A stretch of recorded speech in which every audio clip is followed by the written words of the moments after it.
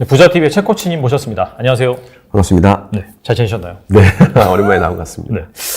최근 시장이 약간 가장 애매한 것 같아요. 네. 차라리 막 엄청 빠졌을 때는 뭐 저점에서 기술적으로 반등이 나올 수 있으니 조금 네. 사서 또 오른 팔고 그렇게 볼 수가 있는데 생각보다 상당히 빠르게 반등했어요. 네. 코스피 같은 경우에 2100 초반까지 빠졌다가 지금 거의 2400, 한때는 2500 근저리까지 가기도 했었는데 큰 틀에서 본다면은 CPI가 예상치를 하회하고 금리 인상 속도 조절론, 자, 이런 네. 것들이 나오면서 좀 시장에 탄력을 줬다라고 볼 수 있는데, 그래서 이 연말에도 이런 흐름이 이어갈 수 있을지, 약간 산타 랠리가 가능할지 어떻게 생각하시는지 궁금합니다. 사실 되게 어려운 질문인데요. 출발부터 가장 어려운 질문이에요. 처음부터 매운맛. 네. 지금 시장이 사실 이제 폭락을 바로 앞에 두고 있다. 이제 아니면 내년부터 네. 다시 랠리가 시작된다, 연말 랠리가 나온다, 이런 의견이 정말 분분한 것 같고, 맞아요. 대형 채널에서도 이제는 뭐 거의 삼자대면 하듯이 이렇게 상승론을 주장하는 사람들과 하락론을 주장하는 사람들끼리 이렇게 또 얘기하는 정도가 네네. 나올 나올 정도로 의견이 좀 분분한 것 같습니다. 근데 일단 제 전체적인 뷰는 여전히 똑같습니다. 그러니까 여전히, 제가 시장에 대해서 얘기를 하면 많은 분들이 좀 이렇게 오해하는 게 있는 게, 저는 전체적인 시장의 방향이 이쪽입니다를 얘기를 했는데, 이쪽인데 당장 조금 오른 거는 너가 틀렸다, 이렇게 얘기를 하는 분들이 있어요. 그분 많이 계세요. 예, 근데 사실 저는 그냥 딱 하나만 얘기하고 싶어요. 모든 역사에서 특히나 자본주의를 택한 곳에서 고금리가 왔는데 성장한 적은 단 한 번도 없습니다. 그거는 진짜 너무 당연한 이야기라서, 사실 아무리 우리가 어떤 데이터를 갖고 오고 뭐 앞으로 좋아질 겁니다, 이런 행복 회로를 돌려도 대출이자가 10%인데 그러면은 경제가 성장률이 훨씬 높아야지 이게 우리가 증시고 뭐고 다 올라갈 수가 있는 거거든요. 근데 지금은 그게 어렵습니다. 그래서 제 전체적인 뷰는 바뀌지 않았고요. 12월 달에 이제 랠리가 나올 가능성이 있냐라고 이제 생각한다면 가능성은 당연히 있습니다. 다만 저는 이제 우리가 주요 깊게 봐야 될 것들이, 사실 촬영 기준 이번 주가 되게 중요하거든요. 당장 내일 윌리엄스 총재의 연설이 있고요. 그리고 블러드 총재 연설이 있는데, 이 두 사람이 최근에 가장 매파적인 발언을 쏟아낸 사람들이고요. 특히나 블러드 총재 같은 경우에는 미국의 기준금리가 가장 먼저 4%대 가야 된다라고 주장했던 사람이고, 또 4%대가 이제 모두가 다 생각할 때는 5% 가야 된다라고 얘기했고, 최근에는 한 달 사이에 6%에서 7%까지 얘기를 했습니다. 네. 그러니까 가장 매파적인 사람들의 발언이 이제 당장 촬영일 기준 내일 있고요. 이제 돌아오는 새벽에 있습니다. 네네. 그리고 목요일 날 파월의 기자회견이 있습니다. 맞아요. 네. 예. 그래서 사실 이때가 이제 가장 중요한데, 아직까지는 우리가 이제 단언하기는 좀 어렵고요. 주말간 미국의 이 블랙 프라이데이 기간 동안에 온라인 쇼핑 매출이 역사상 가장 높은 수치가 나왔거든요. 저도 사실 깜짝 놀랐어요. 미국이 지금 최근에 CPI 데이터를 보면 이 물가가 내려오고 있긴 한데요. 그 물가가 내려오는 것 중에 되게 특이한 점이 뭐냐면, 필수 소비재와 관련된 것들은 올라가고 있습니다. 근데 비필수 소비재와 관련되어 있는 물가 데이터는 내려가고 있어요. 그러니까 예를 들어서 중고차 같은 거거든요. 이런 애들이 내려가고 있다는 것은 사실 이제 사람들이 소비를 선택적으로 하고 있다라고 이제 생각하면 됩니다. 그만큼 이제 소비가 위축됐다라는 건데, 블랙 프라이데이 때 소비가 어마어마하게 나온 거예요. 그래서 제가 깜짝 놀라서 찾아보니까 최근에 CPI는 내려왔는데, 연준이 CPI하고 PC 중에서 뭐가 더 중요하냐라고 하면은 PC 물가를 더 중요하게 본다라고 얘기를 했고요. 이 두 가지보다 더 중요한 게 뭐냐라고 하면 기대 인플레이션이라고 했거든요. 그러니까 기대 인플레이션 눌려야지만 자기들은 안심할 수 있다라고 했는데, 최근에 기대 인플레이션 수치가 2달 연속 가파르게 상승으로 나왔습니다. 그러니까 이건 뭐냐면, 미국 국민들 사이에서 CPI가 고점을 찍고 나서 내려올 때 이제 인플레이션이 내려온가 보다라고 생각을 했었는데, 최근 2달 사이에 다시 미국 이 소비자들 사이에서 인플레이션이 다시 더 올라갈 것 같아 라는 심리가 강해졌다는 거죠. 그러면 이 소비 심리가 강해졌다는 건 뭐냐면, 앞으로 물가가 더 오를 테니 미래의 소비를 지금 끌고 와서 빨리 소비를 하자, 이게 만들어지는 거죠. 거기다 이번에 블랙 프라이데이 때 거의 30% 정도까지 할인율이 있었다라고 해요. 그러면 이제 문제가 뭐냐면, 이런 소비가 가파르게 이루어지면 연준이 제일 중요하게 보는 게 미국의 소비 데이터, 고용률 이런 거잖아요. 그리고 물가잖아요. 근데 물가는 계속 내려오고 있다고 얘기했는데 고용이랑 이런 것들은 여전히 괜찮은 편이고 소비도 견고한 거예요. 그러면 사실 파월 역시 이번에 기자회견 때 굉장히 매파적인 발언을 할 가능성이 좀 높습니다. 기대 인플레이션이 높아지는 국면이니까 그걸 좀 네. 누르기 위해서. 네. 아. 근데 사실 이게 너무 당연한 게 있어요. 제가 전체적인 방향은 계속 하방이지만 중간중간에 반등은 얼마든지 나오는 게 너무 당연한 이야기다라고 했던 이유가 뭐냐면 결국 중앙은행이라는 곳은 커맨드 역할을 하잖아요. 자기들이 커맨드 역할로서 시장을 컨트롤하는데 그냥 내리 박살나는 건 당연히 안 좋아할 거고 그냥 내리 수직 상승하는 것도 안 좋아할 거거든요. 그러니까 결국은 상승할 때냐 하락할 때 방향이 정해져 있다면 그것이 가파르지 않게끔 조절을 해야 돼서 너무 하락한다 싶으면 살짝 띄워주는 발언 해주고 또 이게 또 너무 과도하게 오른다 싶으면 또 누르는 발언을 해주기 때문에 최근에 가파른 반등장이 나왔으면 파월은 좀 강경한 발언을 할 가능성이 무척 높습니다. 그래서 그런 발언이 좀 세게 나온다라고 하면은 조금 연말 랠리는 어려울 수가 있고 근데 또 생각외로 굉장히 또 좋은 얘기를 해준다. 그러면 얼마든지 연말 랠리는 나올 가능성이 있는 거죠. 이거는 이번 주에 나올 그런 데이터들하고 또 특히나 이번 주에 그 PC 물가 데이터도 좀 나옵니다. 맞아. 네. 예, 그래서 이런 것들을 확인했을 때 방향이 좀 정해질 수 있다라고 생각하고요. 근데 이런 변수는 있습니다. 제가 가장 좀 의아했던 건데 저는 지난 FOMC 의사록 때 시장이 굉장히 안 좋게 해석을 할 거라고 생각을 했어요. 왜냐하면 사실 지난 FOMC 회의 때도 많은 사람들이 금리 인상 속도에 대한 조절을 확인을 했다 하면서 우와 했거든요. 근데 너무 이게 저는 약간 조금 오버해서 얘기하면 너무 광기가 아닌가라는 생각을 좀 했어요. 왜냐하면 사실 그거보다 더 중요한 얘기를 했거든요. 그게 뭐냐면 더 높게, 더 길게라는 단어를 썼습니다. 금리 인상에 대해서. 그러면 우리가 예상했던 금리보다 더 높게, 더 길게 가져가겠다는 것은 고금리가 장기화된다는 건데 이건 사실 지금에 있어서 가장 최악의 발언이거든요. 근데 그거는 에너지를 못 받고 이미 얘기했던 속도 조절론이 그냥 이미 나왔던 얘기인데도 그게 또 한 번 확인됐다 하고 우와 하는 겁니다. 사실 그게 가장 의아했던 게 한마디로 시장이 해석하고 싶은 대로 해석을 해서 어떤 특정 주체들이 그런 쪽으로 분위기를 몰아간다면 랠리는 얼마든지 나올 수가 있겠죠. 그러니까 그 부분은 조금 시간이 지나가 봐야 알 수 있을 것 같다. 그러니까 우리가 시장이라는 건 결국 아무리 예측을 한다라고 해도 얼마든지 틀릴 수 있잖아요. 근데 저는 이렇게 생각합니다. 예측이라는 것은 우리가 예단을 하고 예언을 하자는 게 아니라 이런 예측을 통해서 시나리오를 세워놓고 대응을 할 필요가 있다라고 생각을 하기 때문에 이번 주 향방을 보고 좀 대응하는 쪽으로 생각해보는 게 좋지 않을까라는 의견입니다. 그러니까 단기적으로 봤을 때는 뭐 연준에서 약간 온건적인 발언이 나올 수도 내지는 또 매파적인 발언이 나올 수도 여기에 따라서 사실 시장의 방향성이 견정될 수가 있는데 길게 본다라고 한다면 FOMC에서 그 연준 위원들이 말했던 것이 금리 인상 속도 조절로는 동의를 하지만 더 높은 상태로 예전보다 더 올릴 것이고 장기간 유지할 것이기 때문에 이런 상황에서는 사실상 이 경제가 좋을 수가 없다. 그렇게 이제 보시는 거겠네요. 맞습니다. 이게 사실 뭐 다음 질문에 대한 답이 이제 좀 될 것 같은데요. 이게 정말 심각한 이야기거든요. 그러니까 저는 이번에 FOMC 때에서 금리 인상 속도 조절론이라는 게 안 나왔으면 좋았겠다라는 생각을 했어요. 오히려. 그래야 빠르게 시장이 무너지고 빠르게 연준이 금리에 대한 이 속도를 조절할 수 있는 게 오히려 더 그러니까 빨리 왔다. 그러니까 피봇이 빨리 왔다. 예. 빨리 인하를 할 수가 있었다예요. 그런데 이번에 그걸 하는 걸 보고 나서 이거는 정말 가장 안 좋은 발언을 했다라고 이제 생각을 한 겁니다.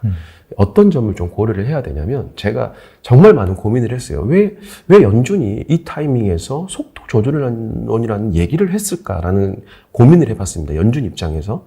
그러면 연준 입장에서는 명분이라는 게 필요하거든요. 어쨌든 지금 우리가 그동안은 디플레이션이라는 게 수십 년 동안 있었기 때문에 돈을 풀 수 있는 명분이 있었습니다. 그러면 이 다음에도 경제가 위축됐을 때 돈을 풀려면 우리가 디플레이션이라는 건 한 번 오면은 수십 년 동안 경제가 박살날 수 있으니 디플레이션을 막기 위해서 돈을 풀겠습니다라는 게 만들어져야 되잖아요. 그러려면 내년에 만약에 금리 인하를 빠르게 하려면 내년 안으로 인플레이션이 굉장히 낮은 수치로 되어 있어야지 연준이 그 선택을 할 수 있다는 거죠. 그렇죠. 네. 근데 만약에 연준이 이번에 속도 조절론이라는 얘기를 하지 않고 오히려 빠르게 시장을 무너뜨렸다면 저는 이렇게 생각합니다. 요 끝이 인플레이션이고요. 여기가 경기 침체라고 생각해 보겠습니다. 이 두 개가 동시에 내려와야지 연준은 돈을 풀 수 있습니다. 그런데 경기 침체가 훨씬 빠른 속도로 와버리면 인플레이션은 아직 여기까지 내려오지도 못한 거죠. 그럼 그 상황에서 경기가 무너졌다고 돈을 풀 수가 없는 겁니다. 왜냐하면 인플레이션은 아직도 높은 수치에 있을 테니까. 고점 대비 내려오긴 했지만 여전히 목표치를 했던 2%보다는 한참 높은 수준이기 때문에 이 상황에서는 연준이 디플레이션이 무서워서 돈을 풀겠습니다라고 할 수가 없는 거죠. 결국 지금 이 연준이 얘기하는 금리 조절, 속도 조절이라는 말 속에 저는 또 다른 뜻이 있다고 생각하는데 그게 뭐냐면 시장의 침체와 인플레이션에 대한 싱크를 맞춰야 됩니다라고 저는 해석을 했어요. 그러니까 경기 침체가 너무 빨리 오면 안 되고요. 인플레이션이 하락하는 속도하고 같이 가야 된다는 거죠. 그래야 인플레이션이 좀 안정적으로 내려왔을 때 그때 경기 침체가 와야 연준도 돈을 풀 수 있는 명분이 생기는 거죠. 근데 만약에 인플레이션이 다 내려오지도 않았는데 경기 침체가 더 빠르게 와서 연준이 이때 아무것도 하지 못한다라고 하면 그때는 연준의 위치로서의 명분과 그들의 능력 여부가 의심을 받게 되는 거거든요. 그래서 저는 이번에 금리 인상 속도 조절을 얘기를 했다라고 생각하는 거예요. 이 말은 뭐냐면 더 안 좋은 거죠. 어떻게 본다면. 우리 입장에서는 힘든 시간이 더 길어질 수밖에 없다라고 저는 생각을 하는 겁니다. 그게 제가 전체적인 방향에서 아직도 시장은 아직 정말 큰 바닥은 아직 안 왔다. 네, 라고 생각하는 이유가 그것 때문입니다. 그러니까 약간 엄발에 오줌 누기네요, 사실. 그럼요. 약간 고통을 감내한 척 하면서 더 길게 끌고 감으로 인해서 결과적으로 봤을 때는 사실상 하락이 더 길어질 수 있는 그런 상황이 왔다라고 보시는 거네요. 네, 맞습니다. 그래서 이제 연준이 기준금리를 최대 7%까지 올릴 수 있다. 네. 이게 이제 블러드 총재가 그런 말을 했잖아요. 최소 5%에서 7%라는 구간의 말을 했잖아요. 정말 이게 가능한 시나리오라고 보시는 거예요, 그러면? 이게 참 애매한 건데요. 네. 제가 블러드 총재가 얘기하기 2달 전에 제 방송에서 미국이 금리 인상을 7%까지 할 수도 있다라고 얘기를 했거든요. 끔찍하네요, 진짜. 네. 근데 저도 그 방송을 찍으면서 이건 아닌데 라는 생각이 들 정도였는데 네. 이제 2달 뒤에 블러드 총재가 얘기를 했습니다. 제가 뭐 그걸 잘 맞췄다는 뜻이 아니라 사실 이게요 이미 오래전에 나온 이야기입니다. 그러니까 이게 원래 미국 연준이 금리 인상을 하는 데 있어서 오랜 기간 동안 테일러 준칙이라는 거를 대입을 해서 금리의 적정 금리를 원래 산출을 해왔습니다. 맞아요. 테일러 준칙이 뭔지는 우리 굳이 여기서 자리에서 얘기를 할 필요는 없는데, 근데 이게 미국이 2008년도에 이제 서브라임 사태가 발생을 해서 2009년도 이후에 천문학적인 돈을 풀기 시작했잖아요. 사실 2020년이 오기 전에는 이미 2009년부터 역사적으로 가장 많은 돈을 풀었다라고 얘기했거든요. 2020년이 와서는 그게 이제 그 이야기가 이제 무마가 돼버렸는데, 그렇죠. 사실 2010년도 이후에 엄청난 돈을 풀기 시작하면서 이 테일러 준칙이라는 게 연준 내에서도 사라졌습니다. 그래서 연준도 이 어떤 계산법을 대입해서 적정 금리를 찾는 게 아니라 그때그때 그냥 대응하는 식으로 금리 정책을 했거든요. 근데 이게 옐런 의장이 있을 때 2017년부터 이 이야기가 나오기 시작했습니다. 실제로 그래서 연준의 실제 그 의사록을 다 보면은 7월부터 보고서에 테일러 준칙을 대입한 적정 금리라는 것이 계속 언급이 되어 왔습니다. 다만 이제 시장에서는 그거를 굳이 꺼내지 않았을 뿐이죠. 네, 그냥 연준이 이 정도까지 할 거다. 중립금리라는 얘기를 할 거다. 왜냐하면 파월이 중립금리라는 단어를 더 강조했기 때문에 그냥 서류상에 있는 테일러 준칙이라는 걸 대입한 금리는 사실 부각될 수가 없었던 거거든요. 그러다가 2020년 7월과 2022년 2월을 제외하고 특히나 올해에 있어서는 갑자기 올 한 6월 정도부터 테일러 준칙을 대입한 금리가 7%까지는 된다라는 이야기가 그 보고서에 계속 문장이 들어가 있었어요. 네. 그래서 제가 무슨 생각을 했냐면 이 얘기가 갑자기 왜 나오지? 왜냐하면 산출된 금리를 적어 놓더라고요. 근데 우리가 생각해 보면 연준의 역할은 시장에다가 예고편도 없이 갑자기 결과를 때려버리면 시장은 큰 충격을 받잖아요. 그래서 의사록이라든지 보고서라든지 연준 이사들이라든지 최근엔 하지 않지만 파월의 포워드 가이던스로 해서 예고편을 사실 계속 날려주잖아요. 그러니까 이 예고편이 결국은 7%를 미리 얘기를 해왔던 거예요. 그래서 기존의 테일러 준칙을 대입하면은 무려 9.7%까지 금리를 인상해야 된다는 계산 공식이 나오는데 네. 이건 이제 너무 과거의 계산 공식이고 최근에 이제 물가 데이터하고 통화량을 계산했을 때 업그레이드된 이 테일러 준칙을 대입해 보면 적정 금리가 7.1% 정도 된다라고 보고서에 적혀 있습니다. 그래서 이미 이게 올 여름부터 그게 명시가 되고 있었어요. 그래서 저는 이 예고편을 왜 갑자기 던지고 있을까? 이거는 연준이 금리에 대한 상단 밴드를 미리 예고하고 있는 것이 아닌가 하고 제가 영상에서 얘기를 했던 거예요. 근데 이제 그것이 연준이 금리 인상 속도 조절이라는 걸 얘기를 하는 순간 제가 생각했던 게 이게 둘의 이 균형을 인플레이션과 침체라는 균형을 맞추면서 목표치를 더 높게 올리기 위해서 미리 예고편을 던졌던 것이구나라고 이제 저는 이제 퍼즐을 좀 맞춰봤던 거죠. 이들의 의도가 무엇이었는지. 그래서 그렇게 생각했는데 블러드 총재가 이제 그 얘기를 한 겁니다. 물론 이게 정말 7%까지 올릴지는 아직 알 수는 없습니다. 왜냐하면 연준이 포워드 가이던스라는 하는 걸 이유가 뭐냐면 실제로 그걸 하지 않더라도 발언만으로도 이미 시장의 금리가 반응을 하기 때문에 진짜 그렇게까지 가지 않더라도 이미 던져서 시장에 어느 정도 적용을 시키려고 하는 의도도 많거든요. 그래서 이게 7%까지 가냐 안 가냐에 중요한 것보다는 어쨌든 기준치가 굉장히 높아졌다. 그러면 이건 무슨 말이냐면 지난번 FOMC 때 그 점도표에서 4.25 정도까지 올라갈 것이다. 뭐 많아봐야 4.5%까지 올라갈 것이다 라고 했던 이 최고 밴드가 최소 1%는 더 올라간다는 거거든요. 7%까지 안 올린다고 하더라도 그 밑에 있는 6%까지는 올릴 거 아니에요. 그러면 우리가 원래 예상했던 것보다 최소 1%, 많으면 2%까지 더 높아질 수 있다고 생각을 해야 되는 거죠. 그렇다면 약간 속도 조절을 한다 하더라도 계속 올리겠네요.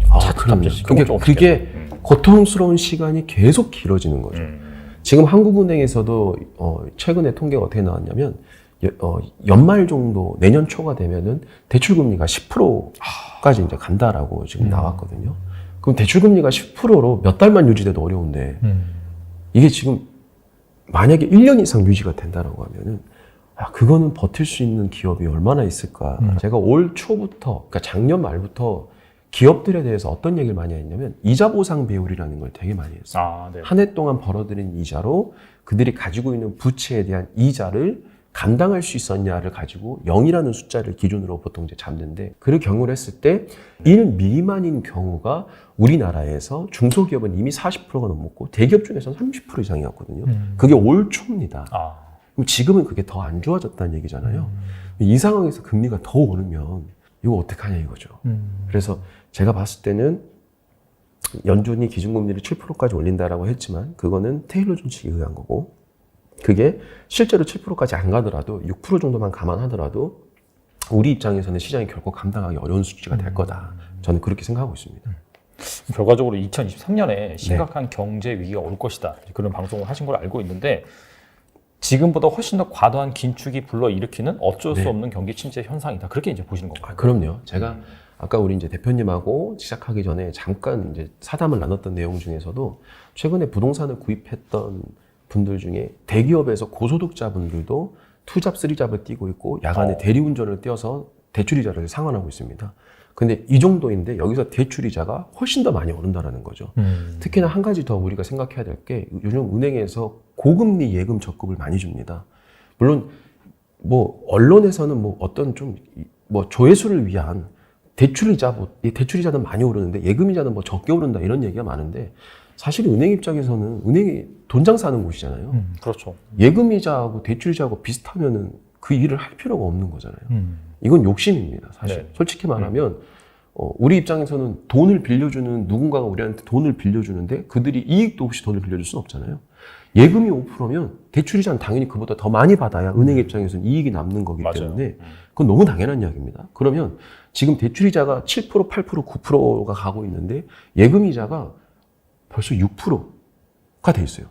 1금융권의 우대금리를 조금만 적용해도 벌써 5%고요. 6%까지 나왔고요. 2금융권은 지금 8%까지 나왔습니다. 이건 무슨 말이냐면 은행도 자금을 수혈할 곳이 없다는 거예요.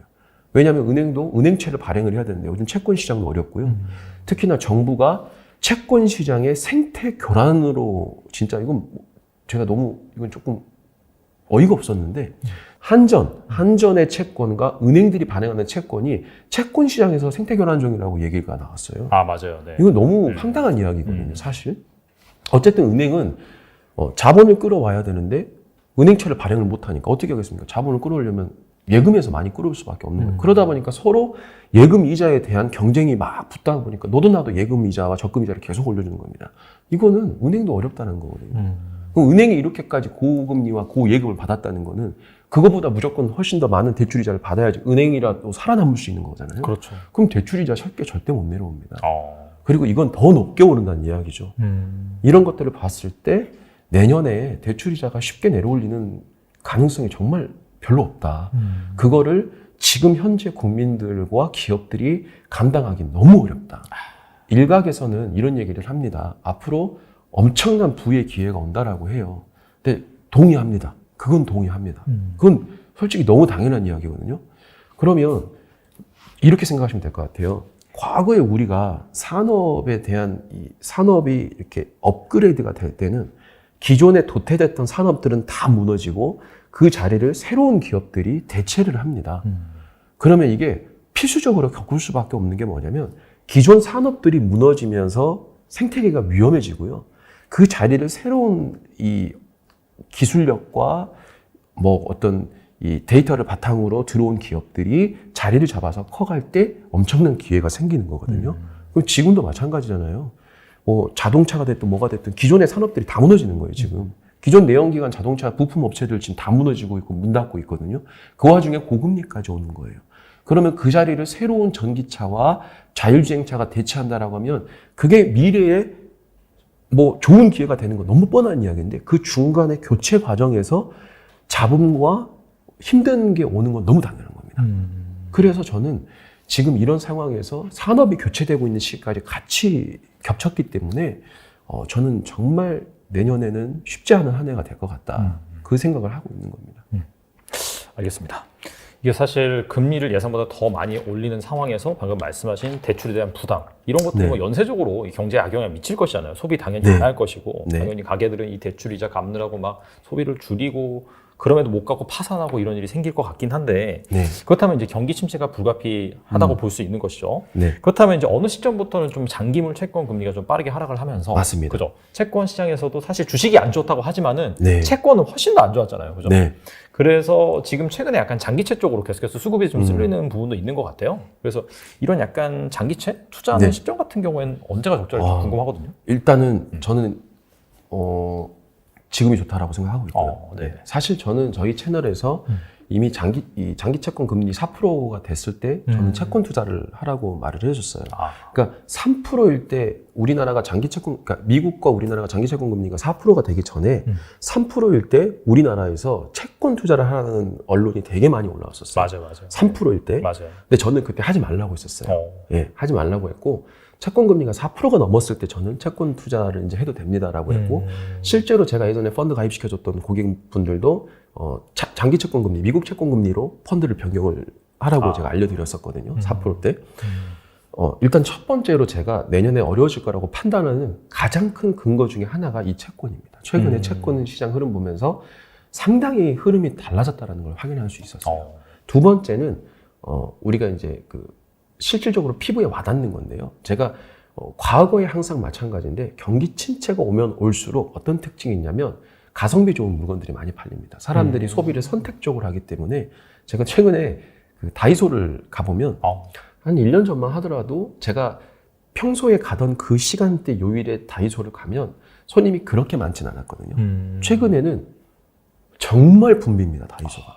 이게 무슨 말이냐면 사람들이 이제 소비를 안 하는 건 아니지만 왜냐면 기존에 쌓아뒀던 부와 저축이 있었기 때문에 소비를 안 하는 건 아니고요. 또 사람 심리가 뭐 누구나 알겠지만 한 번 소비를 크게 하기 시작하면 그 소비를 줄이는 게 사실 되게 어렵거든요. 힘들죠. 예, 솔직히 어렵습니다. 그래서 그 소비를 이어가고 있는 거지 다만 그 사이에서 선택적 소비를 하고 있어서 이제 싸고 좋은, 그래서 제가 한 6개월 정도 전에 천원마트 뭐 이런 다이소 같은 것들의 매출이 많이 오른다라고 얘기를 했었거든요. 네네. 근데 그런 것들이 우리가 실물로 이제 판단할 수 있는 거고, 데이터적인 측면에서 확인하는 게 저는 이 채권이었는데, 이게 우리가 좀 다시 한번 과거랑 생각해 보면요. 최근에 채권 금리가 4% 오른 이유가 있었잖아요. 4%에 오른 이유는 너무 간단합니다. 미국이 금리를 4%까지 오를 거라고 판단되니까요. 네네. 그러니까 점도표상 연준 위원들이 거의 만장일치로 금리가 4%대까지 오를 것 같습니다라고 나오니까 채권 금리가 급등을 했습니다. 왜냐하면 아니 이미 금리를 4%까지 올릴 거면 지금이 그때 당시 2%대 중반이었으니까요. 2%대 중반이고 이제 3%였으니까 그러면 앞으로 연준이 금리를 훨씬 많이 올리겠네? 그러면 앞으로 기업들이 발행하는 채권에 대한 이자가 더 비싸지겠네. 그럼 굳이 지금 채권 살 필요가 없잖아. 이 생각을 가지고 채권을 안 샀거든요. 그러니까 채권에 대한 거래가 줄어드니까 채권 가격이 떨어지고 채권 금리가 급등을 했던 겁니다. 맞아요. 네. 그럼 똑같은 거 아닌가요? 지금도 만약에 연준이 채권 이 기준금리가 5%, 6%, 7%까지 오른다고 판단되면 지금부터 3%가 더 오르는 거잖아요. 최고. 맞아요. 네네. 아니 그러면 채권 금리가 더 급등해야 되는 거 아니에요, 이거죠? 근데 지금은 추세가 완전히 반대로 바뀌었습니다. 확 꺾였더라고요. 예. 4%대 4.26인가 아무튼 그 정도까지 올라갔다가요. 지금 3%대 중반까지 내려왔거든요. 그럼 이게 상식적으로 기존에 금리가 너무 많이 오를 것 같아서 지금 채권 사는 거 의미 없어? 나중에 금리가 더 높아져서 채권이 더 싸게 우리가 살 수 있을 때 그때 사자였으면 지금도 똑같아야 돼요. 네네. 근데 지금은 완전히 바뀌었잖아요.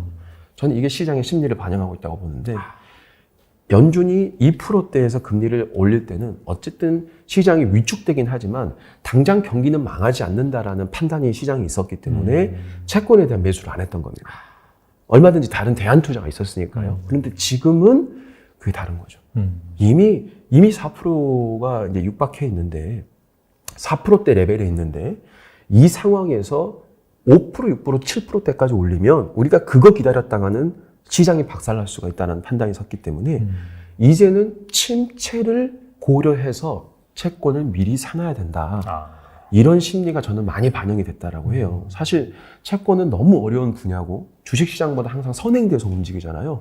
저는 그런 것들을 고려했을 때 지금 채권을 사야 될 시기는 어떻게 본다면 조금은 지났고 지금 사도 나쁘지 않다라고 저는 보는 거고요. 그리고 이 채권 시장의 흐름을 보았을 때 시장은 이제 경기 침체를 반영을 해서 더 채권이 싸게 나올 수 있음에도 불구하고 벌써부터 사기 시작했다라고 저는 생각을 하는 겁니다.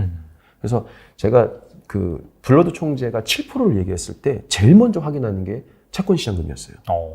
블러드가 6% 얘기하고 7% 얘기했으면 이게 만약에 시장에 당장의 침체가 오지 않는다라고 판단됐다면 분명히 채권 금리가 올랐을 것이다. 맞아요. 네. 근데 제가 채권 금리를 확인하고 깜짝 놀란 게 채권 금리가 오르고 있지 않았어요. 올라서 정말 그냥 쭉 내려오다가 소폭 상승하는 정도? 여전히 추세는 채권 금리가 내려오고 있는 상태였습니다. 이거는 채권 수요가 꾸준하게 증가하고 있다.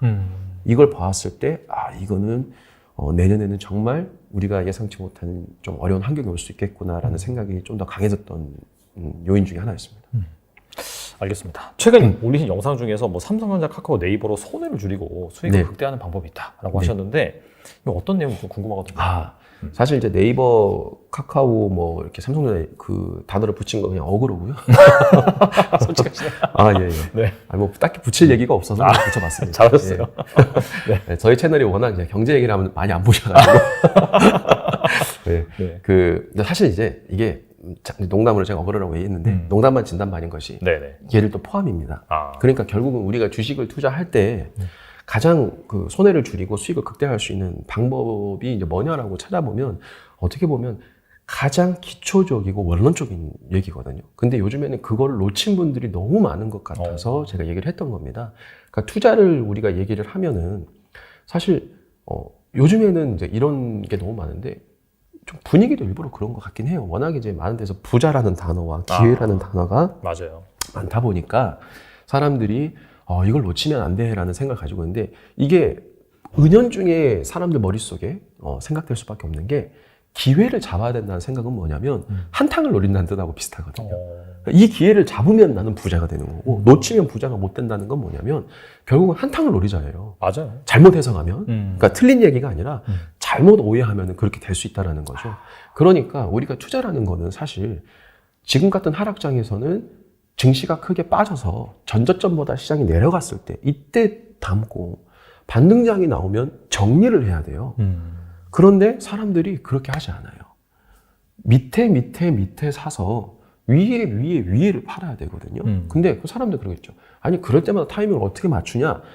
제가 말하는 거는 가장 쌀 때 사서 가장 비쌀 때 팔자를 얘기하는 게 아니라 흐름상 그냥 밑쪽에 사서 위쪽에서 팔자는 뜻이에요. 그거를 최저점과 최고점을 찍자라는 뜻이 아니거든요. 흐름상으로 맞추는 건 얼마든지 할 수 있습니다. 근데 제가 많은 분들한테 얘기를 했어요. 이 정도 나오면은 코스피 2700까지 반등 나옵니다. 이 정도 나오면은 코스피 2500까지 반등 나옵니다. 라고 얘기를 해도요. 안 삽니다. 왜냐면 제가 앞에서 전체적으로 시장이 어려워질 거라는 얘기를 했기 때문에 그리고 최근에도 제가 저희 채널에서 뭐라고 얘기했냐면 반등장이 2300 정도까지 제가 나올 거라고 얘기를 했어요. 근데 파월의 금리 속도 조절론과 그런 이야기들이 분위기를 보고 이게 나오면 2500대까지는 반등이 나올 것 같습니다. 대신에 2500이 되면은 다시 현금 확보하십시오 라고 얘기를 했습니다. 물론 이걸 잘 이렇게 뭐 들어주시는 분들도 있지만 네. 안타까운 분들이 뭐냐면 이 밑에서 살 거면 이 밑에서 사십시오라고 하면은 제가 전체적으로 어려진다 말을 해놨기 때문에 두려워서 못 삽니다. 그럼 못 샀으면은 계속 안 사야 돼요. 아니 계속 안 사고 그냥 기다려야 되거든요. 맞아요. 네. 언제 사냐면 올라가면 삽니다. 올라갈 때. 제가 전체적인 시장이 안 좋아질 거라고 판단돼서 그게 두려워서 안 살 거면 계속 안 사야 되고 그냥 현금 계속 들고 있다가 언젠가 정말 나한테 좋은 기회가 왔을 때 투자를 해야 되는데 마음이 금방 바뀌어요. 맞아요. 그래서 언제 사냐면 올라갈 때 사요. 그럼 저는 이제 뭐라고 하냐면 이때가 되면 이제 정리하십시오라고 해요. 근데 그 사람들은 또 그러는 거죠. 무슨 소리야? 나 이제 샀는데. 나 이제 방금 샀는데 뭘 팔으래? 그럼 또 안 팔아요.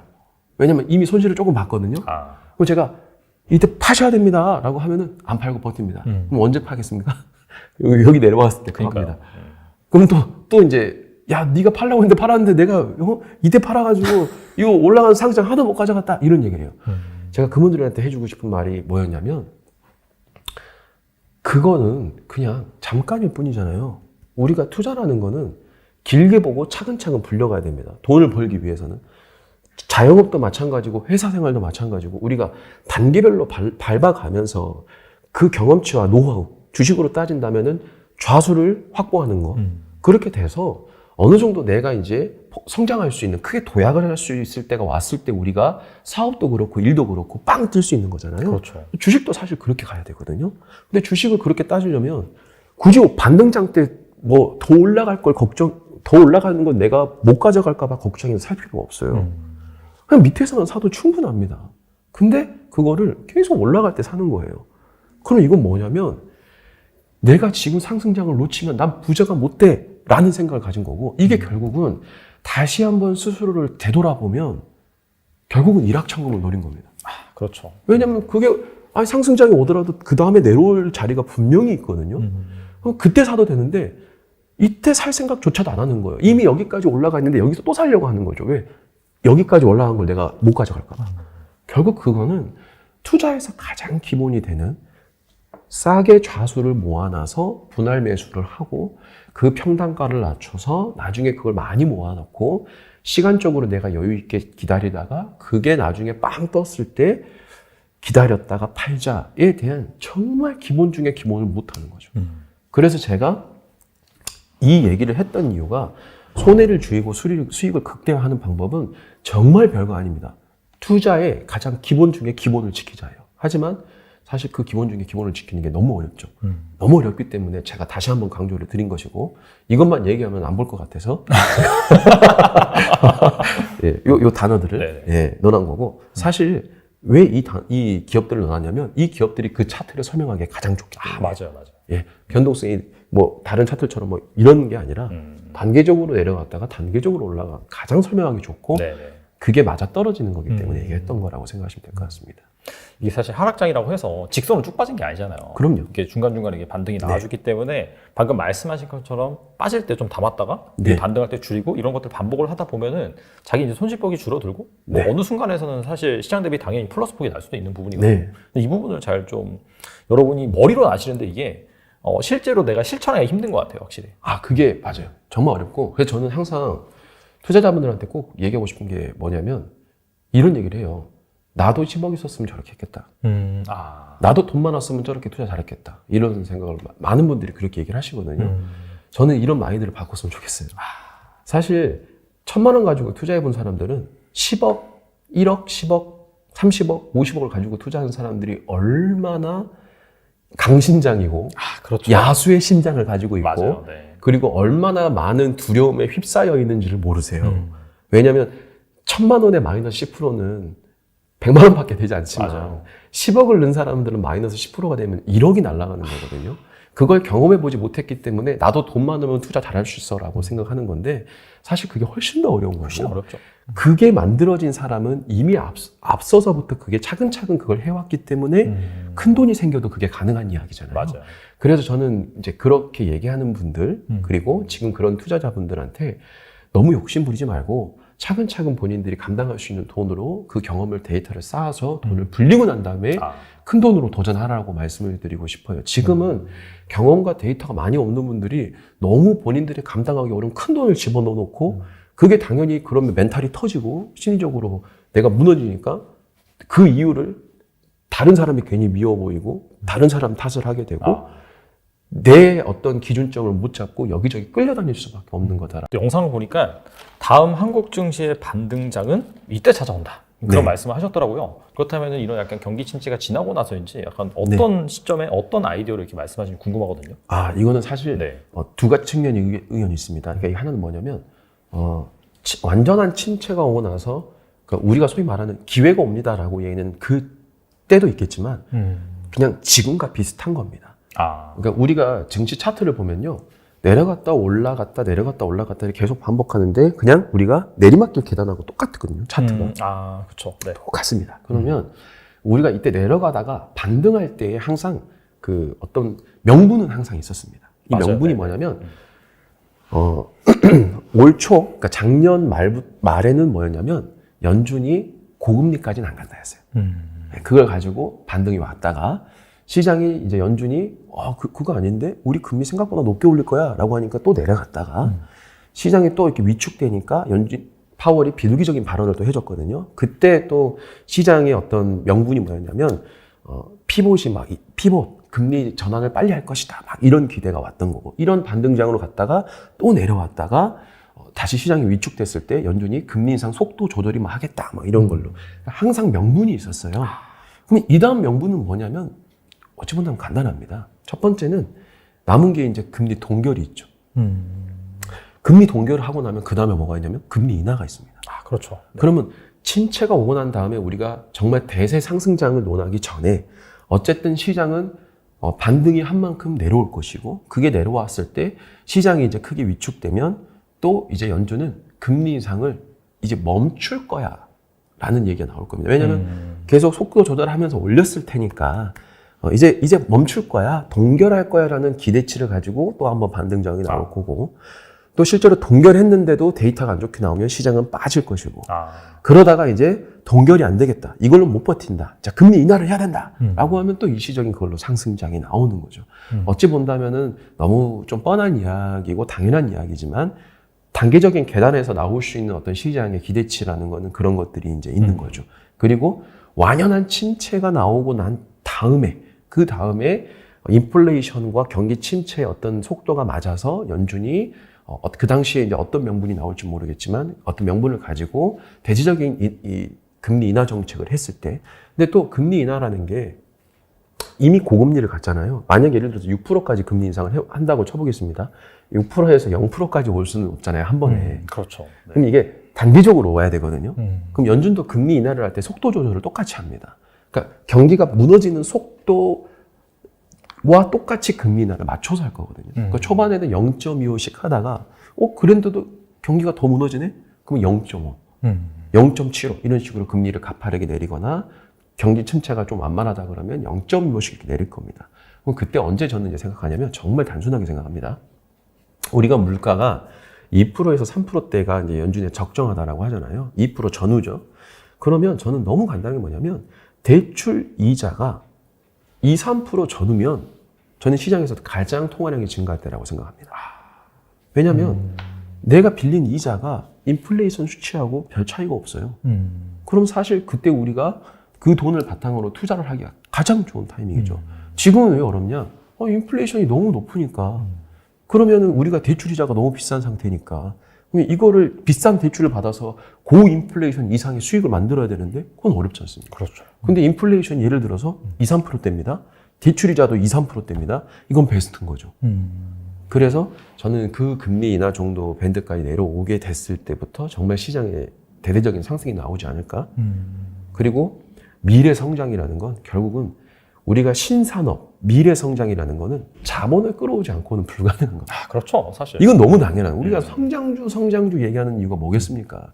성장주라는 건 새로운 사업을 우리가 하겠다라고 실체가 없는 거를 바탕으로 시장에서 투자 좀 해주십시오라고 끌어와야 되는 거거든요. 맞아요. 네. 그리고 아무리 기업이 자회사가 가지고 있는 기업이 진행하는 프로젝트라고 하더라도 모 회사한테 돈을 끌어오려면 비전이 있는 걸 갖고 와야 돼요. 그럼 여기서 말하는 이 비전이 충분히 타당해 라는 검토를 끝내고 돈을 지원을 해주는 거잖아요. 그럼 결국 우리가 말하는 미래의 그 첨단 산업은 돈을 끌어오지 않고선 불가능합니다. 그러니까 결국은 이 다음에 그들이 기회를 잡으려고 하는 것도 저금리, 금리가 내려오고 물가가 내려오는 그 타이밍이 오기 전에는 어렵다는 거죠. 그래서 저는 일단 단기간에는 금리 동결과 그 다음에 금리 인하가 됐을 때가 단기 반등장이 좀 찾아올 수 있는 그런 구간이 있다라고 저는 생각하는 겁니다. 그렇다면 이제 금리가 동결이 되면은 방금 말씀하신 그 다음에 인하겠네? 라는 그런 기대감 때문에 또 최근에 이런 반등장처럼 행복회를 돌리면서 반등할 수 있지만은 그 뒤에 또 경기가 무너진 상태로 계속해서 지속이 된다라고 한다면은 또 다시 하락할 수 있는 그렇죠. 그런 하락장이 온다. 네, 그게 제가 지속적으로 얘기했던 금리 정책이 선행적이냐 후행적이냐인데 지금 저희가 말하는 논리는 후행적 금리 인하를 그렇죠. 말하는 거기 때문에 그때는 오히려 더 큰 경기 침체가 오는 거죠. 근데 여기서 이제 한 가지 고려해야 될 것은 그 정도의 진짜 그때 가서 경기 침체가 정말 심각하게 온다라고 하면 저는 그때가 정말 본격적으로 주식을 본격적으로 투자해야 될 때다라고 생각을 하는 거죠. 지금은 그게 저는 이제 아니라고 생각하는 거고요. 차트도 보면은 실제로 이렇게 내려오다 보면 이제 역헤드 숄더라는 걸 그리게 되잖아요. 모든 차트는 W 차트 하면 역헤드 숄더로 되어 있습니다. 네. 완연한 급격한 V자 반등은 거의 차트에서 수십 년간 찾아볼 수가 없고 코로나 때만 사실 코로나 때만 있었던 거고요. 엄청난 유동성 풀어냈으니까 그때. 네. 지금 그러면 코스피 차트가 계단식으로 내려오다가 살짝의 높은 반등이 하나 나왔습니다. 그럼 이 다음에는 머리를 그린다라고 했을 때 더 큰 하락이 한번 나왔다가 다시 반등이 나오고 이 머리보다는 조금 덜한 하락이 나왔다가 이제 우상향 하는 거죠. 네. 그러면 머리 정도가 예를 들어서 금리 동결 인하 정도가 나왔을 때고 그 다음에 이제 살짝 반등했다가 다시 내렸을 때가 이제 금리 인하가 돼서 시장이 막 정말 박살났습니다라고 얘기할 때다. 그리고 그 다음에 실제 경기 침체가 와서 다 망했습니다라고 얘기할 때가 이제 역헤드 숄더를 그리고 차트는 차근차근 상승을 준비하는 그런 시차가 좀 발생을 하겠죠. 저는 이제 그거는 지금 당장은 아니다라고 생각하는 겁니다. 기술적으로 방금 말씀하신 그런 부분을 좀 참고하시면 좋겠고, 네. 그 다음에 주식시장의 초호황기가 찾아오는 시점, 앞서서도 이제 대출금리가 2, 3% 정도 되면은 이게 이제 돈을 가지고 계속해서 투자를 한다든지 통화량이 증가할 수 있는 좋은 시기이기 때문에 그때다라고 말씀하셨는데 약간 좀 국제 정세 관점에서 또 이렇게 뭐 중국이라든지 인도라든지 그런 말씀하시면서 또 디플레이션이 또 대세가 되는 시기가 있다고 말씀하셨잖아요. 그 부분도 좀 말씀해 주시면 좋을 것 같아요. 이 부분도 사실 조금 겹치는 부분이 될 겁니다. 그러니까 겹친다는 게 시기적으로 겹친다는 얘기인데요. 우리가 경제 성장이라는 걸 과거부터 찾아보면요, 공통적인 특징이 있습니다. 돈이 많이 풀릴 때인데요. 돈이 많이 풀린 거는 앞에서 경제가 어려웠기 때문에 돈을 많이 풀었던 거거든요. 그럼 이때 특징이 뭐냐면 돈이 많이 풀리는 그 타이밍이 경제가 무너졌잖아요. 그러니까 원자재 가격도 싸고 인건비도 아직 많이 오르지 않은 상태고 모든 우리가 영업활동은 기업이 물건을 만드는 데 있어서 모든 영업활동의 비용이 비싸지 않을 때입니다. 이게 바로 디플레이션이죠. 그래서 그동안은 20년간은 중국이 WTO에 가입하고 난 이후에 20년간은 중국이 이 디플레이션이라는 걸 수출을 해왔다 이거죠. 그런데 사실 이게 어떻게 본다면 우리 입장에서는 저는 이런 생각을 합니다. 국가가 성장을 하잖아요. 저는 세 단계가 있다고 봐요. 첫 번째 단계, 1단계가 농경지 산업이죠. 1차 산업이죠. 2단계가 제조업 산업입니다. 당연한 게 농경지 산업은 못 살아요. 인건비가 쌉니다. 그러면 잘 사는 국가는 인건비가 비싸고 자재가 비싸기 때문에 이들은 돈만 여기다가 투자해서 여기다가 이제 공장을 지어서 너네가 디플레이션을 수출해봐 라고 하는 거죠. 그래서 농경지 산업에서 제조업으로 넘어가는 거고, 이 제조업들이 이제 국가가 성장을 하다 보면 얘네들도 과거에 선진국이 했던 걸 저차를 똑같이 밟아가는 겁니다. 제조업으로 이제 성장을 시작하면 인건비가 비싸지고 얘네들의 이제 물류 비용도 비싸지거든요. 그럼 더 이상 얘네들은 디플레이션이라는 걸 수출할 수가 없습니다. 그럼 얘네들은 이제 금융으로 성장을 할 수밖에 없게 되는 거고요. 이 금융으로 성장을 할 때 정말 중요한 키포인트가 뭐냐면 자본시장을 개방해야 됩니다. 그리고 이 다음에 이제 이 새로운 디플레이션을 수출할 국가를 찾아야 되는 거죠. 그래서 과거에 한국이 그런 역할을 했고, 한국도 이제는 그런 제조업에서 지금 우리나라는 베트남이나 태국 같은 곳으로 이제 우리는 그거를 전가를 하고 있고요. 그렇죠. 20년간 중국이 그 디플레이션 수출을 했던 거를 그동안은 해왔는데, 이제 그게 어려워졌어요. 그렇죠. 왜냐? 중국이 20년 전에 WTO에 처음 가입할 때만 하더라도 우리나라하고 중국하고 임금 대비가 14분의 1이었습니다. 와, 진짜 차이 많이 나죠. 엄청 차이 났죠. 제가 그 당시에 알바를 할 때 주방에 있었던 분들이 이제 그 조선족 분들이었는데, 이분들이 그 당시에 막 저희 이제 한국 사람들끼리 알바끼리 농담하면, 야, 저분들 여기서 그 200만 원, 예를 들어서 150만 원 월급 받아가잖아? 야, 중국 가면은 그게 1,500만 원의 가치래. 와. 이런 얘기를 막 했었단 말이에요. 왜냐면 그만큼 임금 차이가 어마어마하게 발생을 했으니까, 물가 차이도 당연히 크게 났을 거 아니에요. 그러니까 그런 얘기를 하고 다녔을 정도로 임금 차이가 컸는데, 지금은 그게 4분의 1로 줄었습니다. 그러면 사실 중국은 전체적인 경제 규모는 우리보다 훨씬 크지만 인구가 워낙 많다 보니까 압도적으로 잘 사는 사람과 압도적으로 못 사는 사람들의 이 격차가 클 거 아니에요. 그렇죠. 그걸 평균화시켰을 때 우리랑 4분의 1이라는 거지. 사실 중국의 고임금자들은 뭐 우리나라랑 별 차이가 없단 그렇죠. 말이죠. 맞아요. 그러면 더 이상 중국은 디플레이션을 수출할 수 있는 국가가 아닙니다. 그러면 전 세계가 이제 성장을 하려면 새로운 디플레이션을 수출할 수 있는 국가를 찾아야 되고, 그게 중국만큼의 규모를 가질 수 있는 국가는 현재로서는 한 군데밖에 없죠. 인도죠. 그러면 인도는 지금 현재 어떤 상태냐? 인구는 이미 공식적인 통계상 거의 14억 명 정도로 중국과 거의 차이가 없고요. 향후 3년 이내로 중국을 따라잡은 인구 1위가 될 거라고 판단되고 있고, 지금 현재 인도의 인건비가, 이거는 뭐 통계가 워낙 다양하다 보니까 사실 뭐 정확하진 않는데요. 인도 통계가 지금 하루 평균 2.8달러라고 하더라고요. 2.8달러면 우리나라로 치면은 정말 이거는 우리나라 외식 한 번 하는 비용밖에 안 되는 그러니까요. 정도에 너무 싸고요. 되게 특이한 점은 뭐냐면, 인도는 그 어떤 인건비에 대해서도 계급이 좀 나눠져 있는 게 뭐냐면, 그 실제로 인도에서는 공식적으로 인건비를 어떻게 주냐면요. 저도 이제 그 자료들을 찾다 보니까 나온 건데, 비숙련자가 있고요. 반숙련자가 있고요. 숙련자가 있습니다. 이 세 개에 따라서 임금 격차가 큽니다. 그리고요, 대학교를 들어가기 전 사람과 대학생일 때의 사람과, 그러니까 대학에 등록 중인 사람, 그리고 대학을 졸업한 사람의 또 임금이 세 단계로 나뉩니다. 근데 이게 참 좀 의미가 없는 게 뭐냐면, 인도 국민의 60% 이상이 글을 모른다고 하거든요. 문맹률 되게 높네요. 되게 문맹이 낮죠. 그래서 제가 한 2016년도인가 인도가 그 화폐 개혁을 할 때, 그 당시에 제가 강의했던 내용 중에 뭐냐면, 정확하지는 않습니다. 몇 년 지나서 좀 기억이 헷갈리는데, 그 당시에 인도가 이 통장이라는 걸 개설하려면 글을 알아야 되는데, 글을 모르는 사람이 인구 절반 이상이다 보니까 사실 그때 화폐 개혁을 할 때 현찰을 통장에 넣어놔야 교환이 됐는데, 맞아요. 네. 인도 국민들은 통장이 없는 사람들이 전체 인구의 절반 이상이다 보니까 사실 그때 화폐 개혁을 할 때 굉장히 많은 서민들이 엄청난 좀 그 피눈물을 흘렸다, 이런 얘기를 했었거든요. 그러니까 그 정도로 좀 수준이 낮죠.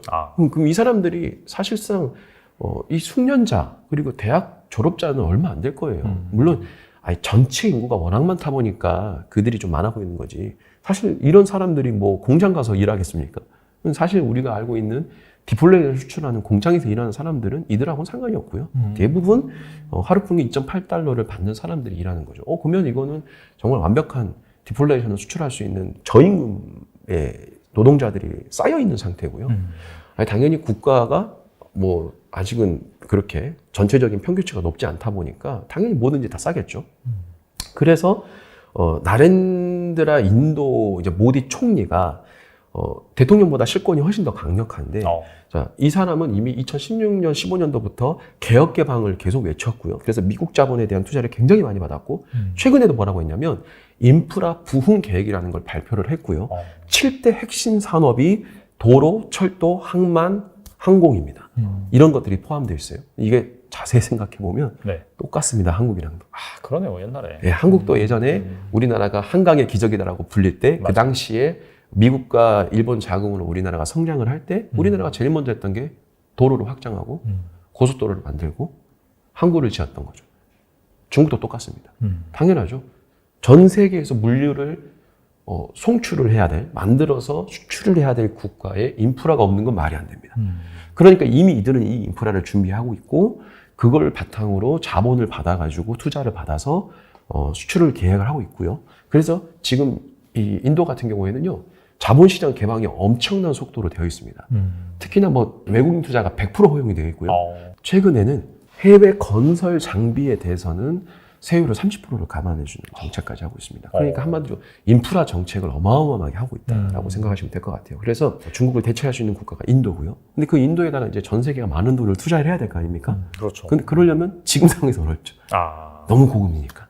그래서 전 세계가 이제 다시금 저금리로 내려갈 때 그 본격적인 막대한 투자가 인도로 진행이 될 것이다. 그러면 그 디플레이션을 대체하는 인도가 전 세계 다시금 물류 허브, 네트워크 시장을 다시 만든다면 그때 엄청난 다시 초호황기가 오지 않을까. 그리고 최근에 한국도 인도랑 3년 만에 다시 무역 협정에 대해서 이제 회의가 들어갔고요. 그게 뭐 인도는 뭐 물론 이제 양다리를 많이 걸쳐 있습니다. 맞아요. 예, 미국의 뭐 오커스 쿼드 같은 이런 안보 협력체도 다 들어가 있고, 네. 중국이 러시아와 하고 있는 브릭스에도 들어가 있고, 맞아요. 그러니까 양다리를 다 걸쳐서 어떻게든 최대한 다 양쪽에서 경제적으로 이익을 취하겠다라는 스탠스를 취하고 있는데 그 중에 한국도 있습니다. 그래서 한국도 좀 물론 인도랑 수교가 된 지도 50년이 됐지만 사실 그게 좀 유명무실해질 정도로 좀 최근에 하락하고 있었는데 몇 년 만에 다시금 무역 협정을 좀 맺으면서 이 무역에 대한 강화를 시키자라고 얘기를 했습니다. 그게 이제 두 가지 무역인데 그 무역이 환태평양 이제 동반자 협정 그리고 맞아요.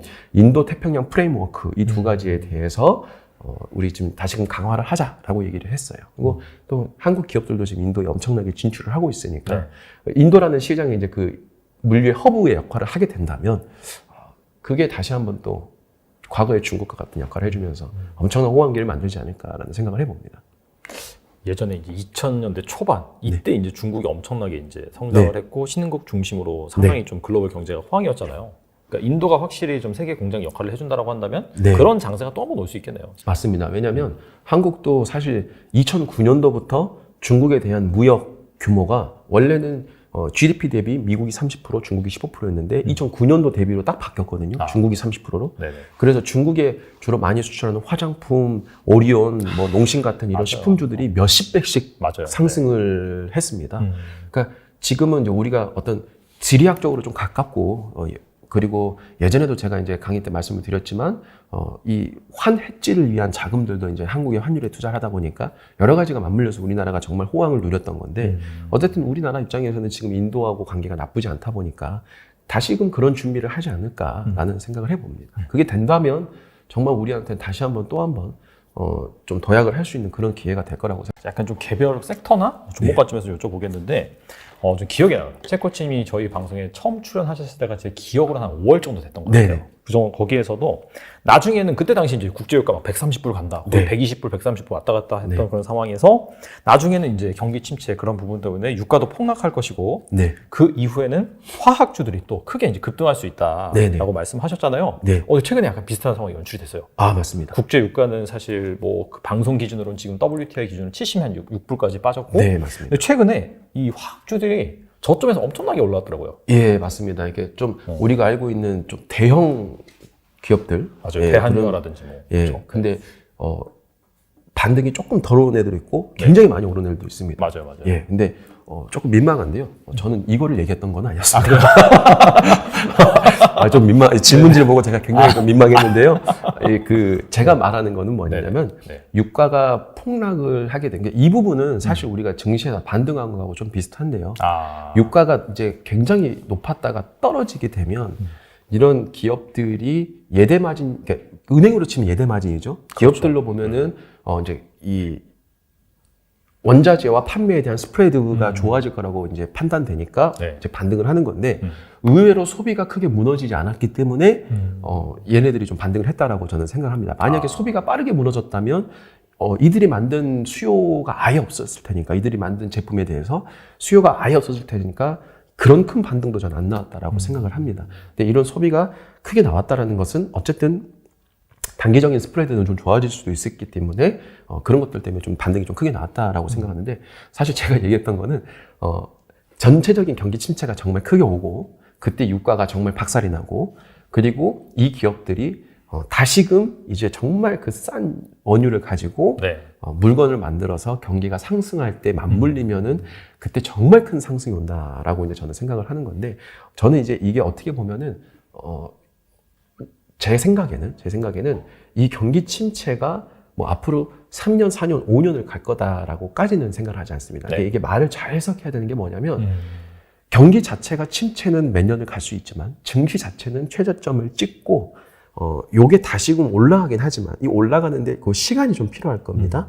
요렇게 바닥을 찍고 다시금 여기서 약간의 준비 상태를 거치는 요 기간 동안에 들어갔다라고 저는 생각을 해요. 이제 네, 이제는 그 정도에 들어갔다. 상승장이라고 보기는 어렵지만, 그렇죠. 왜냐하면 네네. 역헤드 숄더에서 우리가 이제 왼쪽 어깨를 그렸으면 오른쪽 어깨를 그려야 되고 우측 어깨를 그려야 됩니다. 네네. 이건 이제 상승을 준비하긴 하지만 아직까지도 큰 폭의 하락은 남아 있는 거잖아요. 그럴 때 이제 이런 기업들이 중간중간 크게 급등을 할 수는 있는 거죠. 하지만 진짜 상승이 아직 나오려면 저는 좀 멀었다라고 생각을 하고 있습니다. 그래서 지금 제가 얘기했던 그 아주 급등한 거하고는 사실 이거하고는 조금 무관한 이야기라서 민망했고요. 앞으로는 네. 어쨌든 이 기업도 여기서부터 반등했다라고 해서 계속 올라가는 게 아니라 반등한 만큼 더 저는 빠져들 거라고 생각을 하고요. 네네. 그게 이제 그 전체적인 흐름상 우측 어깨 정도는 그리고 상승할 때 전 세계가 인플레이션이 내려오고 돈을 다시 풀 만한 명분이 생기고, 그리고 경기 침체가 정말 막 경기가 다 막 무너졌습니다라고 해서 이제 주가는 상승할 준비를 할 때 그때 이제 이런 기업들이 저는 2, 3년 정도 보유하면은 정말 큰 수익을 얻을 수 있다라고 생각을 하는 겁니다. 근데 지금이 약간 좀 예고편이라고 볼 수가 있겠네요. 이럴 수도 있다. 그쵸. 이제 경기가 회복되면은 이렇게 무섭게 오를 수도 있다라는 네. 부분을 보여줬기 때문에 뭐 지금 산다라기보다도 네. 그러니까 경기가 이제 더 안 좋아질 것이라고 생각하시는 네. 분들 같은 경우에는 관심 종목에 넣어 놓으셨다가 네. 진짜 말씀하신 그 뭐 우측 어깨를 그리고 반등하는 그 순간에 약간 들어가시면은 단기간에 또 큰 수익 얻을 수가 있겠네요. 네, 그게 예고편이란 말을 너무 이해를 잘 들어주셨는데요. 우리 영화를 보면 막 출연진들 빵빵하고 네. 제작비 많이 들어가면은 예고편 딱 나오는 순간부터 이야 진짜 재밌겠다 하고 이제 기대치가 막 올라가잖아요. 그러다가 영화가 딱 개봉했는데 영화가 재미없으면 네, 엄청나게 폭망을 하고 네. 영화가 이제 생각보다 재밌으면 어마어마하게 상승하잖아요. 지금이 이제 그런 어떤 예고편 정도는 된 것 같습니다. 근데 그 영화가 성공하냐 성공하지 않느냐는 아직은 더 지켜봐야 될 것 같습니다. 그렇죠. 알겠습니다. 그리고 최근에 올리신 영상 중에서 네. 마진율이 70%에 달하는 2차 전지 관련주가 있다라고 말씀하셨는데 네. 뭔가요? 이제 저희 채널이랑 네. 제가 다른 타 채널에 이제 최근 그 2달, 3달 정도 이내에 출연했을 때 포스코 케미칼을 얘기를 많이 했어요. 그 뒤로 엄청 올랐어요. 네. 그래서 제가 포스코 케미칼이라는 기업이 예전에 여기 와서 말씀을 드렸지만 맞아요. 네. 원래 옛날엔 대장주였다가 다른 애들이 이제 치고 나가면서 상당히 지지부진한 흐름을 보였지만 이 기업이 정말 다른 기업들이 매출을 올리려고 노력할 때 이 기업들은 오히려 더 먼 미래를 준비를 했다. 정말 좋아 보인다라고 얘기를 했었잖아요. 그러니까 저는 지금 이제 이거하고 비슷한 게 뭐냐면 그게 이제 이 모회사인 포스코 홀딩스를 포스코 저는 홀딩스. 예, 생각을 한 겁니다. 물론 이제 포스코 홀딩스 최근에 많이 올랐는데 네. 지금 포스코 홀딩스를 사십시오라고 얘기하는 게 아닙니다. 포스코 케미칼 같은 경우에는 다른 애들이 오를 동안 좀 지지부진했기 때문에 제가 얼마든지 사도 좋다라고 했지만 포스코 홀딩스는 이미 포스코 케미칼이 오르면서 같이 덩달아서 많이 올랐기 때문에 지금 들어가 있는 건 아니지만 대신에 이 기업이 나중에 크게 눌릴 때마다 저는 사 모으는 아까 제가 가장 안전하게 손해를 줄이고 수익을 벌 수 있는 너무나 기본적인 그거를 하기에는 좋은 기업이다. 이제 장기적으로 보고 투자하기에는. 그래서 지금처럼 막 오를 때 단기 고점이나 장기 고점에 사란 얘기가 절대 아니고요. 예, 좋은 기업이니까 길게 보고 크게 떨어질 때 사라 이 말인데요. 일단 이 기업 같은 경우에는 포스코 케미칼은 좀 다른 측면으로 바라본 게 뭐였냐면 우리가 포스코 홀딩스라고 하면 좀 어색한데 그냥 포스코죠. 우리가 주식을 오래 했던 사람이 그냥 포스코입니다. 그냥 철강주죠. 예, 철강주입니다. 철강의 그것도 대장주였죠. 네. 예, 대장주였는데 이제 포스코 홀딩스를 저도 이제 공부하다 보니까 사실 영상에서는 제가 진작 말씀을 드리고 싶었는데 이미 늦어가지고 말씀을 못 드린 감이 좀 없지 않아 있거든요. 포스코라는 기업이 이제 체제 전환을 이제 준비하고 있다는 얘기가 되게 많아요. 리포트들에서도 이제 많이 나오고 있고, 그래서 원래는 제철 보국이라는 정신을 가지고 이 기업을 운영했었던 곳인데 이게 이제 리튬 보국이라는 것으로 이 의미로 전환을 하고 있다고 합니다. 그러니까 이제는 우리나라도 마찬가지인데 아까도 얘기했다시피 개발도상국에서 농경지 산업에서 우리가 이제 제조업 산업으로 넘어갈 때 가장 많이 필요한 게 인프라잖아요. 인프라에서 제일 많이 필요한 건 철강입니다. 그렇죠. 네, 너무 뻔한 이야기죠. 그래서 우리나라가 철강이 어마어마하게 성장을 했던 거고요. 이 철강에서 이제 넘어가면은 사실 다른 산업이기 때문에 기존의 이런 철강의 대형 기업들이 똑같은 이 철강만 판매해서는 사실 살아남기가 어렵잖아요. 맞아요. 도태되는 겁니다. 그래서 저는 이 기업이 빠르게 이 체제로 전환하려고 하는 게 되게 저는 정말 대단하면서도 이건 가능성이 높다라고 생각을 하는 겁니다. 왜냐하면 결국은 아무리 큰 기업이고 세계 점유율이 아무리 높은 기업도 도태되면 파산하고 망하는 거는 순식간이었거든요. 역사를 되돌아봤을 때. 네네. 그러면 이 기업이 이렇게 전환을 시도하는 것은 저는 되게 어찌 보면은 정말 좋은 기회다라고 생각을 하고 있는 거고요. 이 기업이 전환하는 게 2차 전지에서 이제 원자재, 그리고 특히나 리튬 부분이다라고 저는 생각하고 있고요. 리튬에는 보통 두 가지가 있다라고 하더라고요. 광석으로 이제 추출하는 방법이 있고, 염호, 그러니까 호수에 소금물에서 이제 채출하는 방법이 있다라고 하는데, 광석은 사실 기술력이 쉽다라고 합니다. 네. 다만 우리가 전 세계에서 이 광석의 리튬을 중국이 너무나 독점을 하고 있는 이유가 뭐냐면 이건 코발트도 마찬가지입니다.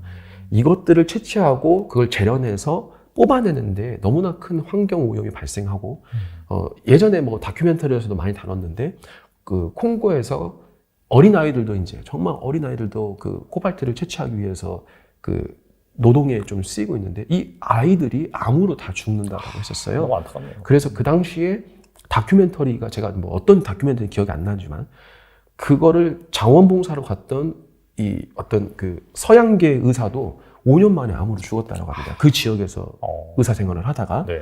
그러니까 그만큼 몸에도 취약하고 환경 오염도 심각한데 그거를 미국이나 선진국이 못해서 안 하는 게 아니라 그런 국가들은 환경 규제가 강하기 때문에 못한 거고 그걸 중국이 그냥 할 수 있었던 것 뿐입니다.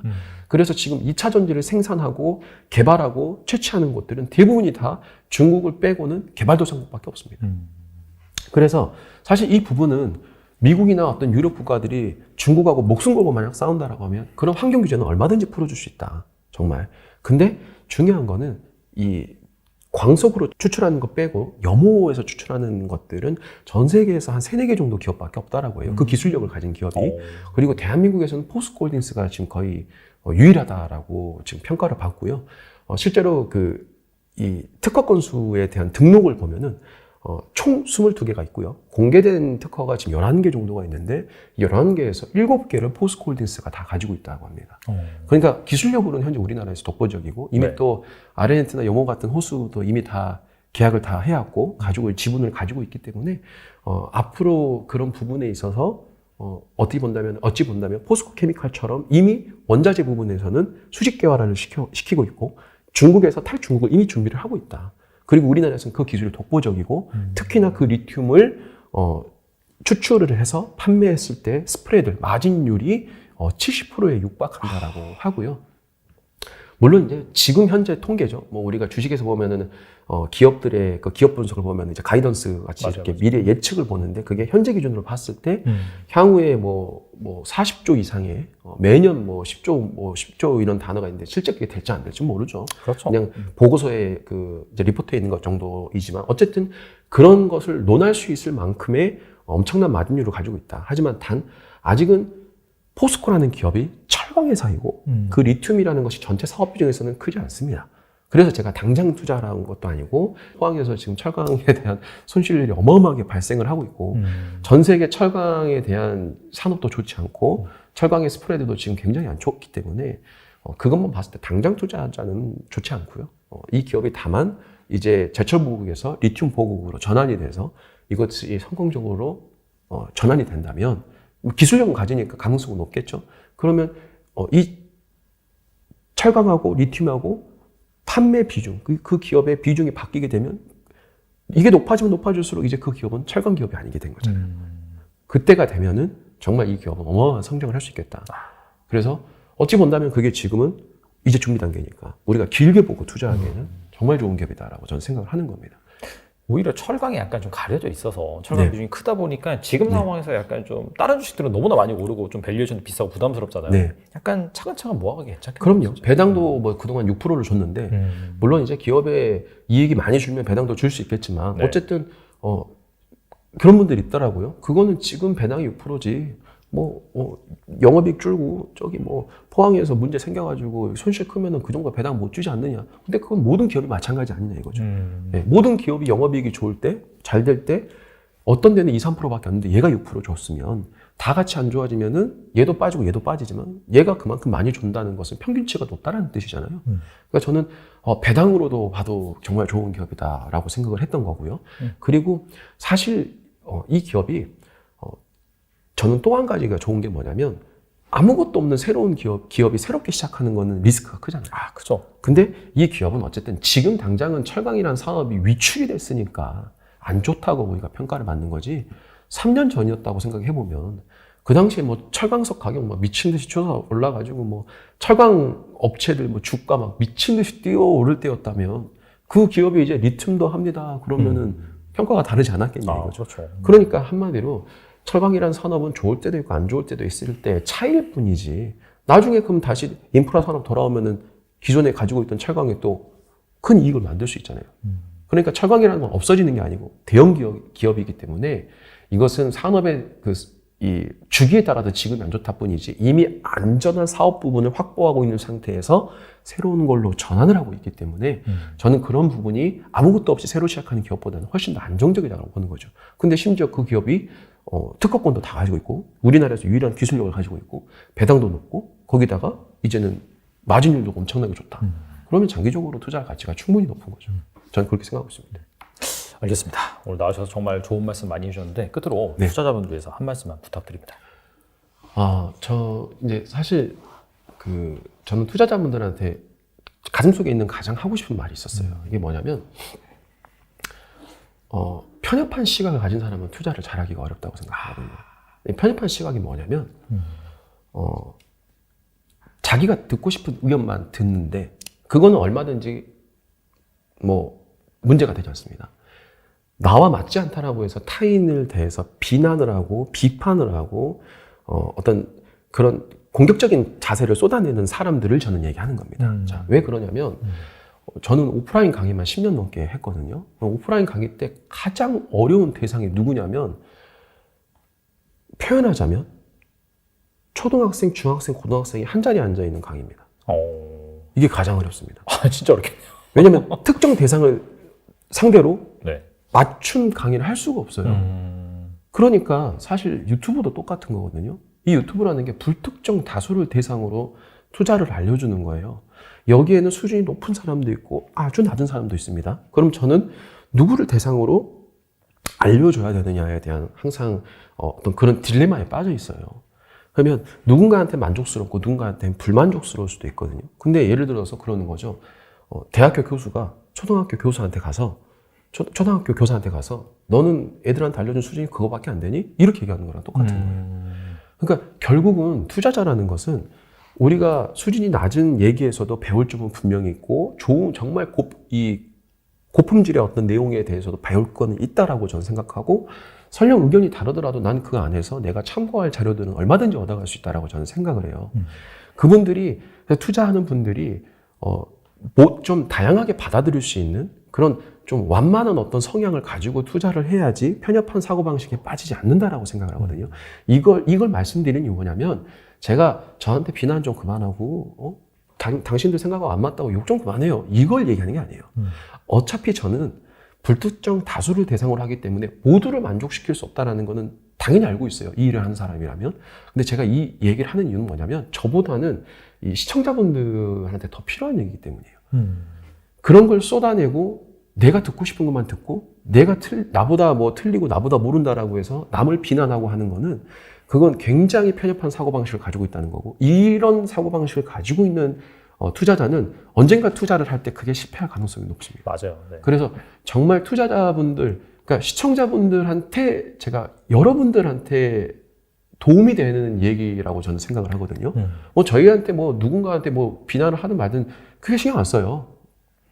여러분들이 정말 내 투자한테 도움이 되려면 편협한 시각과 내 의견과 다르다고 해서 남을 비판하는 자세보다는 모든 걸 다 수용하고 그 안에서 나는 필요한 것만 가져가면 된다라는 오히려 그런 좀 여러 가지 포용할 수 있는 마인드를 가지고 있어야 투자를 함에 있어서 정말 저는 좋은 자세라고 생각을 하거든요. 그리고 저는 실제로 제 주변에서 성공한 투자자분들은 모두가 다 이런 마인드를 가지고 있었어요. 근데 항상 실패한 사람들은 꼭 누군가를 비판하고 꼭 누군가를 탓하고 내가 원하는 이야기만 찾아다니고 내가 원하는 이야기를 해준 사람만 똑똑한 사람이고 그 사람만 훌륭한 사람이다라고 생각하는 사람들이었어요. 그래서 저는 이 시청자 여러분들, 투자자분들한테 꼭 말씀드리고 싶은 게 뭐냐면 사고방식을 바꾸지 않으면 투자로서는 성공하기 어렵다. 네, 저는 정말 그 얘기를 말씀드리고 싶습니다. 네. 사실 저도 비슷한 경험이 있는데 저희 이제 패널이 다양한 분이 나오시잖아요. 네. 이제 상승을 외치신 분도 있고 네. 하락을 외치신 분도 계신데 그래서 뭐 어떻게 되는지 모르겠다. 왜 네. 이렇게 뭐 그런 서로 다른 얘기를 하느냐. 네. 근데 그게 이제 다양한 시각을 접해야 되기 때문이죠, 사실. 그렇죠. 좋은 말만 듣는다, 나쁜 말만 듣는다라고 해서 네. 사실 자기 투자에 성공하는 게 아니거든요. 맞습니다. 그래서 그 다양한 의견을 여러분들이 꼭 경청을 하셔야 되고 이 얘기는 저도 100% 공감을 해요. 정말 투자에 있어서 중요한 덕목 중에 하나가 유연성이거든요. 네. 언제든 자기가 틀릴 수가 있다. 네. 왜냐면은 사실 이 세상 돌아가는 거 자기가 다 할 수가 없잖아요. 그럼요. 그래서 다양한 시각을 여러분들이 접하시고 또 최 코치님이 해주신 말을 여러분들께서 잘 귀담아 들으신다면 분명히 나와 의견이 맞지 않는다 하더라도 얻어가는 게 있을 거라고 생각을 합니다. 네, 다음에 또 한번 모셔서 중요한 인사이트 들어보도록 하겠습니다. 지금까지 최 코치님 나와주셔서 감사합니다. 감사합니다.